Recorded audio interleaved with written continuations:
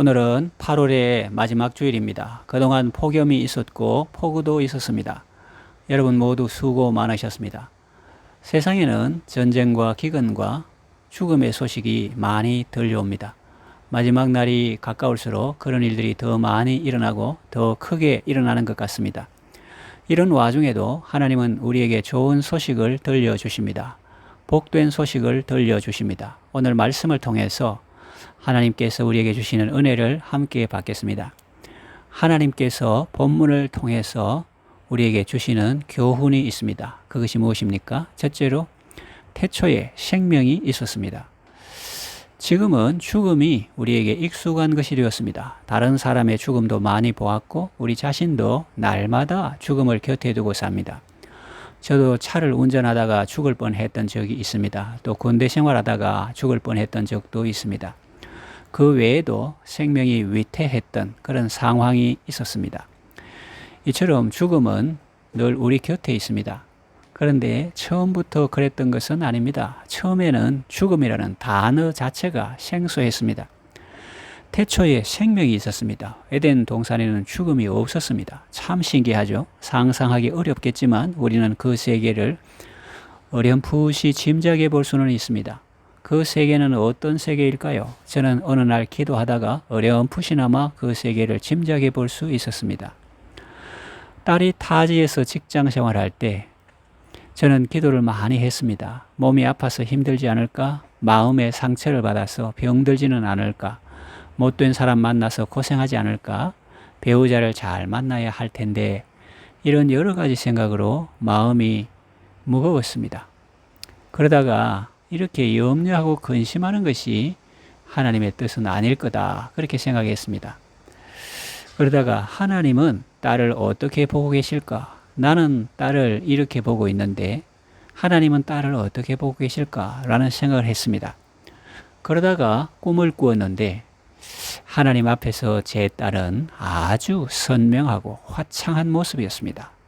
그걸 본 후로는 기분이 좋고 안심이 되었습니다. 우리가 우리의 자녀를 보는 그 자녀 상은 흐릿합니다. 왜냐하면 우리의 눈이 좋지 않고 우리가 사는 이 주변 환경도 좋지 않기 때문입니다. 저는 소계동에 살 때 천주산에 자주 올라갔습니다. 산 중턱쯤에 가보면 자연보호라는 큰 간판이 있습니다. 여기 도계동에서 보면 아주 작게 보입니다. 날씨가 좋은 날에는 그것이 보입니다. 그러나 미세먼지가 많은 날에는 잘 안 보입니다. 주변 산도 흐릿하게 보입니다. 안경을 벗으면 더 안 보입니다. 무엇을 말하려고 하느냐 하면 우리의 시력은 좋지 않습니다. 우리의 마음 눈이 밝지 않습니다. 그래서 사도는 기도하지 않습니까? 너희 마음 눈을 밝히사 그러지요. 왜 그럴까요? 우리 앞에 의심의 안개가 있습니다. 근심의 구름이 있습니다. 시력이 안 좋은 사람이 당뇨와 비만 등 성인병이 있으면 더 안 좋겠죠. 우리 영혼의 시력도 교만과 탐욕 같은 성인병이 있으면 더 나빠집니다. 그래서 잘 안 보입니다. 모르니까 더 불안하죠. 하나님은 전지의 눈으로 바라보십니다. 그리고 사랑의 눈으로 바라보십니다. 흑백대 칼라라고나 할까요? 아니면 훼손된 명화를 우피치 미술관에서 복원한 것과 같다고 할까요? 아니 어쩌면 그보다 더 할 것입니다. 더 선명하고 더 화창하고 더 온전합니다. 같은 사람이라도 믿음이 있고 사랑이 많은 사람이 보는 것과 그렇지 않은 사람이 보는 것은 차이가 큽니다. 믿음이 있고 사랑이 많은 사람의 눈에는 불쌍한 고아의 영혼도 보배처럼 보입니다. 그 속에서 무한한 가능성을 발견합니다. 그러나 믿음이 없는 사람은 하찮게 여기고 업신여기죠. 같은 사람이라도 이렇게 관점이 다른데 하물며 하나님이신 예수님이시겠습니까? 예수님은 믿음이 큰 사람 정도가 아닙니다. 믿음의 주가 되십니다. 그리고 우리를 온전케 하시는 분이십니다. 그분이 우리의 자녀를 어떻게 보실까요? 저는 그 모습을 보면서 하나님 앞에서는 모든 사람이 살았느니라 라는 말을 실감했습니다. 그저 목에 숨이 붙어 있다는 단순한 의미가 아니었습니다. 사랑 안에서 너무나 아름답고 찬란한 역동하는 생명이었습니다. 사람이 그가 비록 지금은 부족하고 실수하고 넘어질지라도 하나님은 그 사람을 사랑하십니다. 그가 죄를 지어도 회개하여 생명에 이르기를 원하십니다. 하나님은 그에게 생명 주시기를 원하십니다.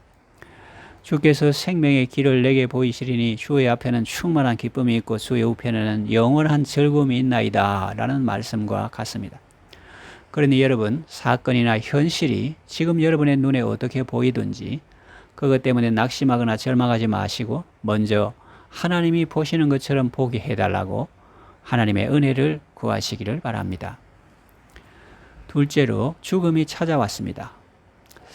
처음 에덴 동산에는 생명이 가득했습니다. 하나님이 생명이고 또 하나님의 말씀이 생명이었습니다. 그리고 각종 아름다운 실과가 있었습니다. 아마 달마다 실과를 맺었을 것입니다.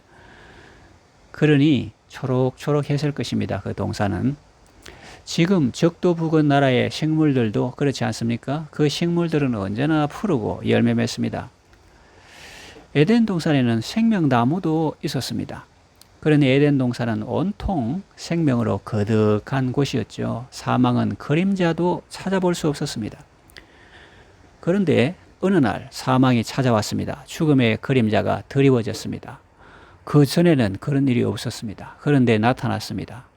물었죠. 너 왜 왔니? 예, 빚 받으러 왔습니다. 죄의 값을 받으러 왔습니다. 그럽니다. 누가 죄를 지었니? 아담이 죄를 지었습니다. 아담이 하나님의 말씀을 순종하지 않았습니다. 그래서 하나님은 아담에게 물으셨죠. 너는 왜 선악과를 따서 먹었니? 아담은 이렇게 대답했습니다. 하나님께서 내게 주신 여자, 그가 내게 주어서 먹었습니다. 그래서 하나님은 여자에게 물으십니다. 여자야, 넌 왜 먹었니? 하와가 대답합니다. 뱀이 나를 꿰므로 내가 먹었나이다. 이것이 바로 세상에 죽음이 들어온 경로입니다. 처음에는 죽음이 없었습니다. 있어도 저 멀리 있었겠죠. 그런데 사람이 죄를 지으니까 사망은 그 죄와 함께 들어온 것입니다. 그리고 죄는 이마에 나 죄입니다 라고 서붙이고 들어오지 않습니다. 아주 의로운 척, 아주 지혜로운 척 하면서 부드럽게 다가왔습니다. 그것을 꿰다 유혹한다고 말합니다. 믿기죠. 사람 속에 있는 욕심이 그것을 덥석 물었습니다. 그래서 죄를 짓게 되었고 결국은 죽게 된 것입니다. 욕심이 잉태한 즉 죄를 낳고 죄가 장성한 즉 사망을 낳느니라 라는 그 말씀 그대로죠. 사람은 죄를 지음으로 죽게 되었습니다. 영은 즉사하고 육은 사고나 질병이나 노화로 죽게 되었습니다. 마치 전기톱으로 나무를 베면 뿌리에서 단절된 순간 나무는 죽은 것이고 그 잎사귀는 서서히 말라 죽는 것과 같은 이치입니다. 죽음은 단순히 육신의 문제만이 아닙니다. 우리 삶의 모든 영역에 영향을 미칩니다. 사망이 왕노릇합니다. 폭군처럼 행시합니다. 그래서 사람들은 일생을 죽음에 매여 종노릇합니다. 죄책감, 열등감, 불안감, 두려움이 그를 조여옵니다. 숨이 콱 막힙니다. 죽음이 두려워서 진실도 저버리고 의료도 저버리고 인륜도 저버립니다. 살아도 산 것이 아니고 죽어도 죽은 것이 아닙니다. 살아도 지옥 같은 생활이고 그래서 죽음을 선택하는 사람이 있지만 그런다고 그 고통이 끝나거나 없어지는 것은 아닙니다. 사탄이 자유를 준다, 행복을 줄게 하지만 그래서 하나님의 말씀을 왜곡하며 유혹하려 하지만 그 달콤한 말에 속아 넘어가지 말고 단호하게 대적하시기를 바랍니다. 셋째로 하나님은 영원한 생명을 주십니다. 하나님은 사망에 매여 종노릇하는 인생을 불쌍히 여기시고 특단의 조치를 취하십니다. 사랑이라는 백신을 주입하십니다. 사랑은 죽음을 예방하는 차원에서는 백신입니다. 이미 죽음을 이기신 예수님의 생명이 우리 안에 거하시니 우리도 죽음을 이기는 삶을 살게 되는 것입니다. 그런가 하면 이미 죽음의 고통을 당하고 있는 사람을 치료하는 차원에서는 특효약이나 영양제라고 할 수 있습니다. 사랑은 죽음보다 강하다고 했습니다. 어머니의 사랑이 자기 한 목숨만 돌보고 자녀를 사랑하게 합니다. 자녀를 사랑으로 돌보다가 자신의 목숨을 살린 경우도 있습니다. 이처럼 사랑과 생명은 밀접한 관계가 있습니다. 태초에 말씀이 계시니라 이 말씀은 곧 하나님이시라 하나님은 사랑이시라 그런 말씀이 있습니다. 하나님은 세상을 이처럼 사랑하사 독생자를 주셨습니다. 이는 그럼 있는 자마다 멸망치 않고 영생을 얻게 하시기 위해서입니다. 예수님을 믿는 사람마다 영원한 생명을 누립니다. 죽음을 두려워하지 않습니다. 사랑 안에서 삽니다. 기뻐하며 승리합니다. 한 노 부부가 있었습니다. 그들은 일찍이 예수님을 믿고 거듭난 새로운 삶을 살았습니다. 천국을 바라보며 이 땅에서 오랜 세월 동안 다른 사람들을 사랑하고 섬기며 살아왔습니다. 그러다가 나이가 많아서 임종할 때가 되었습니다. 할아버지는 심장 가동이 멈추어 갈 때 자기 아내의 손을 잡고 조용히 말합니다. 여보, 우리 하나님께서 주신 생명으로 지금까지 열심히 잘 살아왔습니다. 이렇게 살 수 있었기에 참 감사해요. 당신도 그동안 함께 해줘서 고마워요. 그랬습니다. 시인은 이렇게 노래합니다. 나는 의로운 중에 주의 얼굴을 보리니 깰 때에 주의 형상으로 만족하리이다. 그렇습니다. 하나님께서 우리에게 영원한 생명을 주십니다. 우리를 천국에 들어가게 하시고 이 땅에서도 천국의 삶을 살게 하십니다. 예수님을 모시고 영생의 삶을 사시기를 바랍니다. 말씀을 정리하며 맺으러 갑니다. 사람은 거의 다 죽음을 두려워합니다. 영혼을도 두려워하고 진시황 같은 권력자도 두려워합니다. 죄에 있는 사람은 다 죽음을 두려워합니다. 그러나 그리스도인은 죽음을 호령합니다. 사망아 너의 이기는 것이 어디 있느냐? 사망아 너의 쏘는 것이 어디 있느냐? 사망에 쏘는 것은 죄요 죄의 권능은 율법이라. 우리 주 예수 그리스도로 말미암아 우리에게 이김을 주시는 하나님께 감사하노라. 그럽니다. 사도 바울은 이어서 말합니다. 그러므로 내 사랑하는 형제들아 견실하며 흔들리지 말며 항상 주의 일에 더욱 힘쓰는 자들이 되라. 이는 너희 수고가 주 안에서 결코 헛되지 않은 줄을 알미라 라고 했습니다. 예수님 안에서 참으로 가치 있고 참으로 보람된 삶을 사시기 바랍니다.